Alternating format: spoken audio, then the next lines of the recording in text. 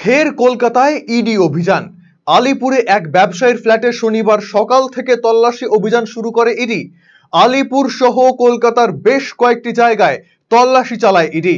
2021 সালের একটি বহুজাতিক সংস্থার আর্থিক তছরূপের মামলায় তদন্তে নেমে এই তল্লাশি বলে ইডি সূত্রের খবর। এই সংস্থার বিরুদ্ধে আগেই তদন্ত শুরু করেছিল সিবিআই। এবারে আর্থিক তছরূপের বিষয়ে তদন্তে নামে ইডি। কয়েক হাজার কোটি টাকার তছরূপের অভিযোগ উঠেছে বহুজাতিক সংস্থাটির নামে। নিয়ম বহির্ভূতভাবে বাজার থেকে টাকা তুলে লগ্নি করার অভিযোগও রয়েছে সংস্থাটির নামে। একাধিক রাজ্য থেকে তোলা হয়েছে টাকা। কলকাতা, পাঞ্জাব, হরিয়ানা, ভুবনেশ্বর, চণ্ডীগড় ও দিল্লি থেকে টাকা তোলা হয়েছে। সেই বিষয়ে এদিন কলকাতার একাধিক জায়গায় তল্লাশি অভিযান শুরু করে ইডি।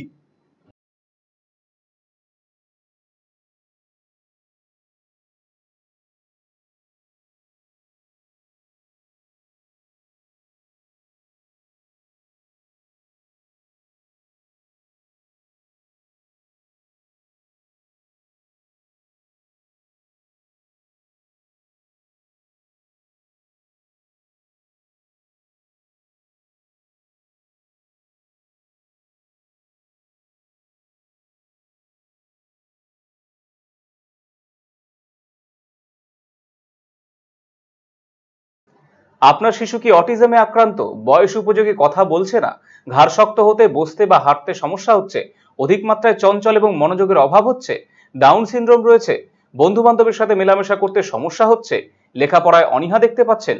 এই সমস্ত সমস্যার homeopathy, physiotherapy, occupational therapy, special education, behaviour therapy, speech therapy, counselling এবং গ্রুপ ক্লাসের মাধ্যমে সমাধান করা হয় সেবানিকেতনে।